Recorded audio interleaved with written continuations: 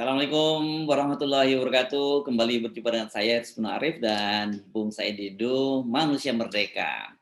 Bang Said Didu, kelihatannya pemerintahan Jokowi ini tetap memaksakan harus pindah ibu kota apapun caranya, dan yang sudah kita sebenarnya sudah dengar lama ini rencananya yakni melego aset-aset pemerintah di ibu kota. Tapi yang terbaru Kementerian Keuangan menyebut ya mungkin ada dua opsi, menyewakan dulu atau kemudian melegonya, menjualnya gitu.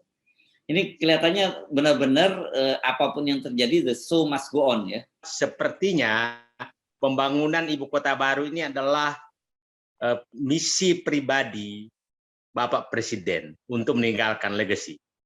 Kenapa saya katakan demikian? Dalam visi misi Presiden 2019-2024 itu tidak ada kata sama sekali rencana pembangunan ibu kota baru. Malah sebenarnya isu pertama itu muncul di periode pertama. Nah, dan saya dapat bocoran saat itu bahwa sidang kabinet bulan Agustus, awal Agustus 2019, itu memutuskan tidak pembangunan ibu kota baru ditunda. Tapi pidato kenegaraan 16 Agustus, sepertinya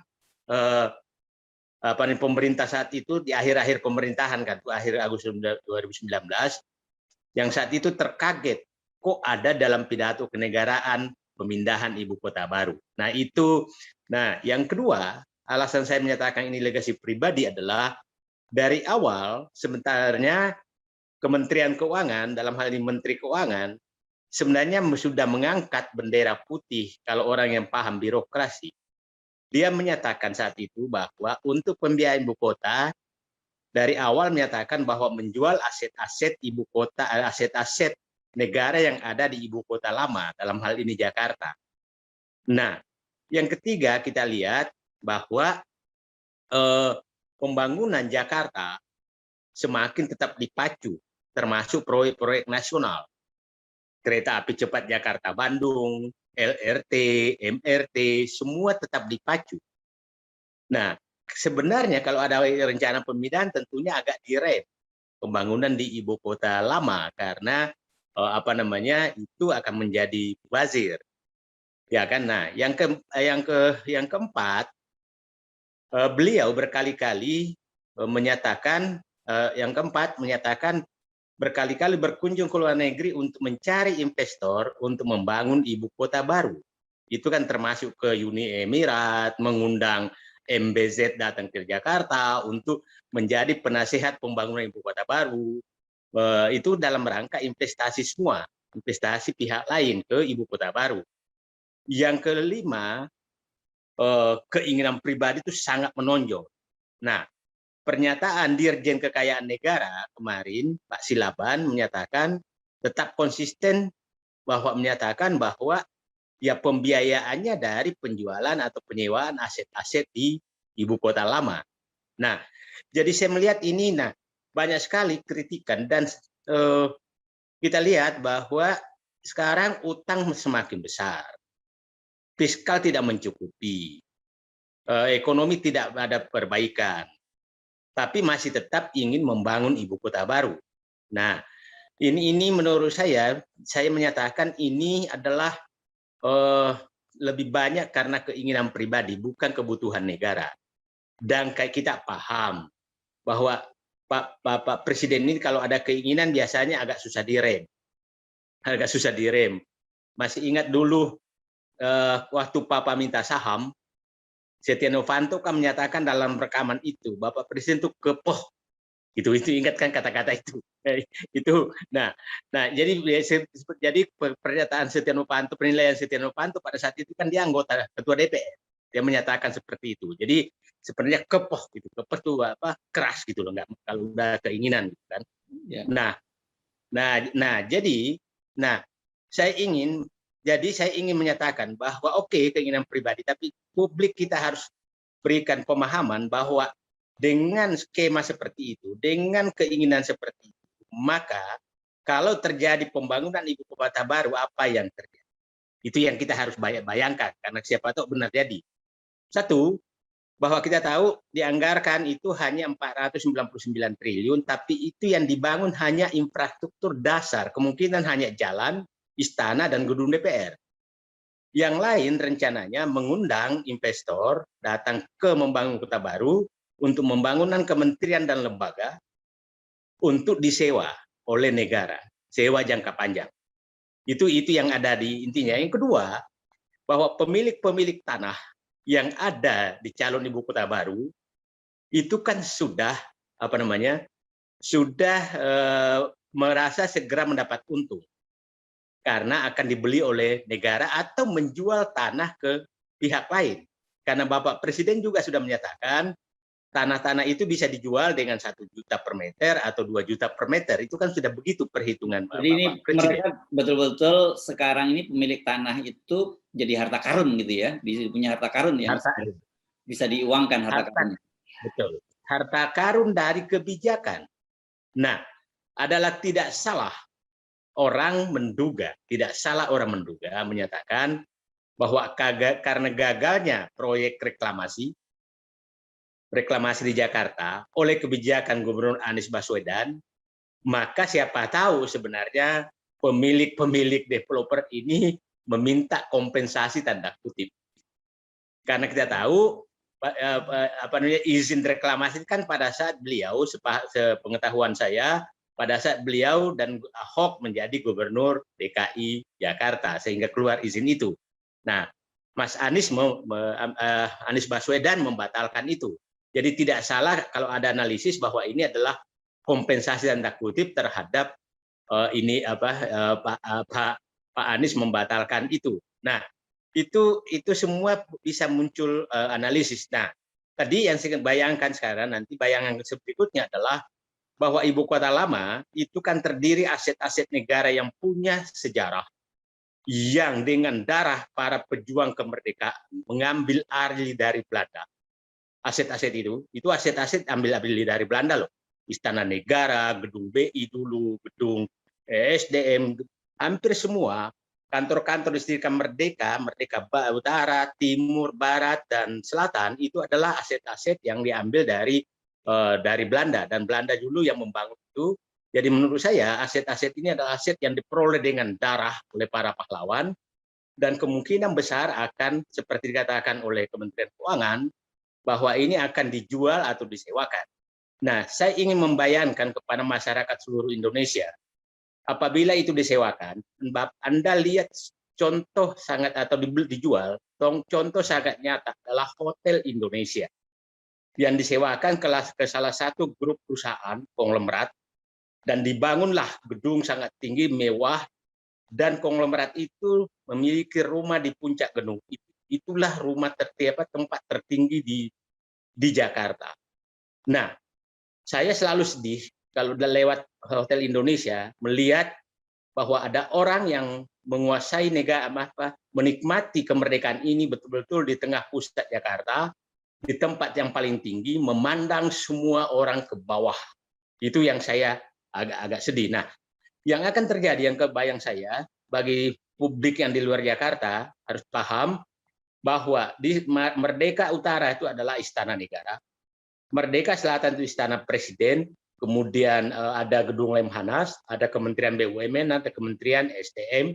Istana Merdeka Barat, Istana Wapres, Bang, di Merdeka Selatan Wapres ya, dan DKI dan gedung DKI. DKI ada semua di situ.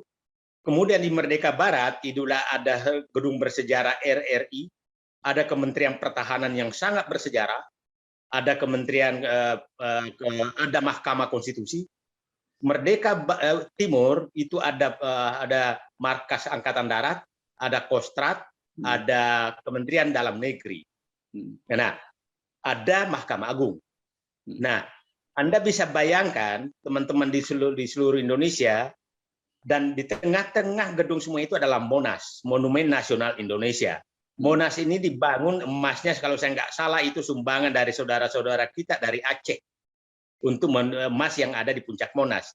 Anda bisa bayangkan kalau dipindah ke Kota Baru, aset-aset negara yang sangat bersejarah, yang diperoleh dengan darah, dan memandang ke Monas, yang dibangun dari uang rakyat, itu ditempati oleh orang-orang para konglomerat orang kaya yang menikmati ibu kota lama demi ambisi seseorang saat memimpin. Itu saya, Mas Heru.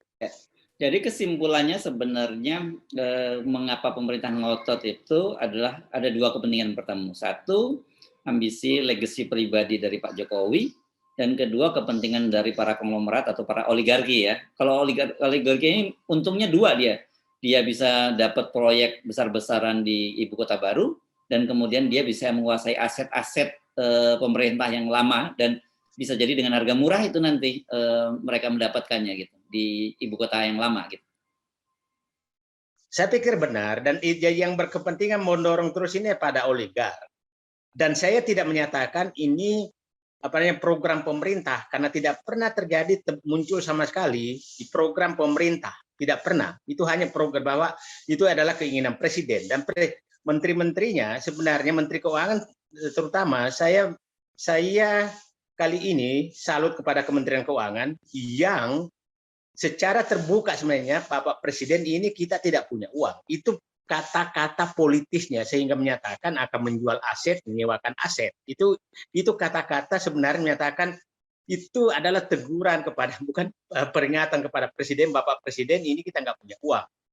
Nah, tapi kelihatannya tetap Bapak Presiden ingin jalan. Jadi saya akhirnya berpendapat begini, Mas Heru, dengan mekanisme dan pola pembangunan ibu kota baru ini, yang terjadi adalah keinginan presiden ditumpangi oleh oligarki untuk mendapatkan keuntungan dalam pemindahan ibu kota baru melalui pembangunan ibu kota baru yang akan disewa jangka panjang oleh negara dan membeli aset-aset yang ada di ibu kota lama Jakarta untuk mendapatkan kenikmatan kemerdekaan Indonesia. Itu dan yang terjadi adalah kalau polanya seperti ini, maka Indonesia atas keinginan pribadi untuk mendapatkan legasi memindahkan ibu kota, maka Indonesia tidak akan memiliki aset ibu kota.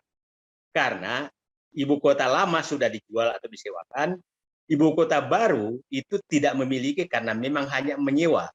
Jadi saya bisa ibaratkan kalau pola terus ini adalah program ini adalah program menghilangkan aset negara di ibu kota. Menghilangkan aset negara di ibu kota sehingga negara Indonesia tidak memiliki aset negara di ibu kotanya. Baik di ibu kota baru mau di ibu kota lama. Ya, tragis ya.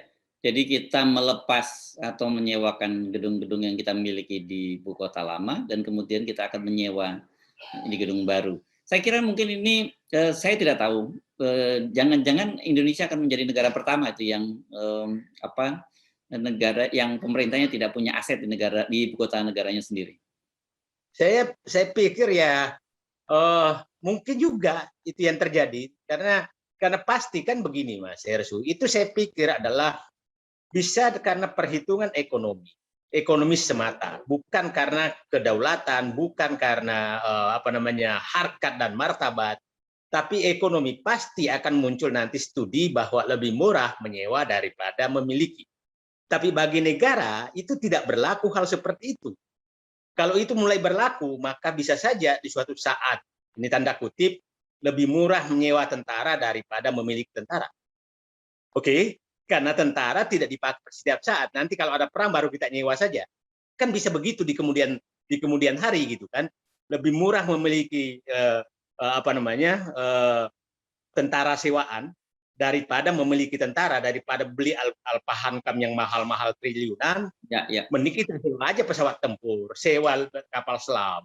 Nah, pemikiran ini sangat berbahaya karena kedaulatan dan kemandirian dinilai dengan uang.